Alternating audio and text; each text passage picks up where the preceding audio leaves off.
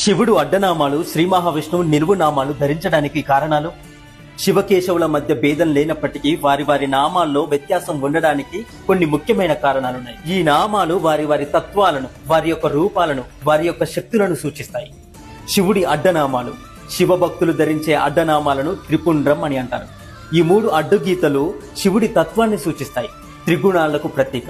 ఈ 3 గీతలు సత్వ రజ స్తమో గుణాలకు ప్రతీకలు. ఈ 3 గుణాలకు అతీతంగా ఉండే తత్వం శివుడిదని ఈ అడ్డనామాలు సూచిస్తాయి. 3 నేత్రాలు. శివుడికి 3 కళ్ళు ఉంటాయి. ఆ 3వ కంటి స్థానమును అడ్డగీత గుర్తు చేస్తుంది. కాలంపై అధికారం. శివుడికి మహాకాలుడు అనే పేరు కూడా ఉంది. శివుడిని మహాకాలుడు అని పిలుస్తారు. ఆయన భూత, వర్తమాన, భవిష్యత్ కాలాలకు అధిపతి. ఈ 3 అడ్డగీతలు ఆ 3 కాలాలకు ప్రతీకలు. ఈ కారణాల వల్ల శివుడు, ఆయన భక్తులు విభూతితో అడ్డనామాలను ధరిస్తారు. ఇది లలాటం అంటే నుదుటి యొక్క మధ్య భాగం ఉండే ఆజ్ఞాచక్రంను చల్లగా ఉంచి ఆధ్యాత్మికతను భక్తులలో పెంచడానికి తోడ్పడుతుంది. శ్రీ మహావిష్ణువు యొక్క నిలువు నామాలు. శ్రీ మహావిష్ణువు ధరించే నిలువు నామాలను ఊర్ధపుండ్రం అని అంటారు. ఈ నామాలు శ్రీ మహావిష్ణువు యొక్క తత్వాన్ని, ఆయన యొక్క అనుగ్రహాన్ని సూచిస్తాయి. పాద పద్మాలు.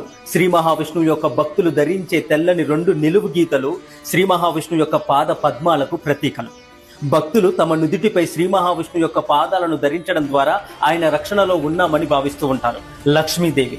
ఈ 2 తెల్ల గీతల మధ్య ఉండే ఎర్రటి నిలువు గీత శ్రీ మహాలక్ష్మి యొక్క రూపంగా భావిస్తారు. ఈ విధంగా వారు శ్రీ మహాలక్ష్మిని, శ్రీ మహావిష్ణువుని ఇద్దరిని తమ నుదిటిపై ధరించి వారి అనుగ్రహాన్ని పొందుతున్నారు. శివుడు అడ్డనామాలు మరియు శ్రీ మహావిష్ణువు యొక్క నిలువు నామాలు వారి వారి దైవిక లక్షణాలను, పూజా విధానాలను సూచిస్తాయి. ఈ నామాల వెనుక ఉన్న ప్రధాన ఉద్దేశం ఆయా దైవాల పట్ల భక్తిని, విశ్వాసాన్ని చాటి చెప్పడమే అని మీరందరూ తెలుసుకోవాలి.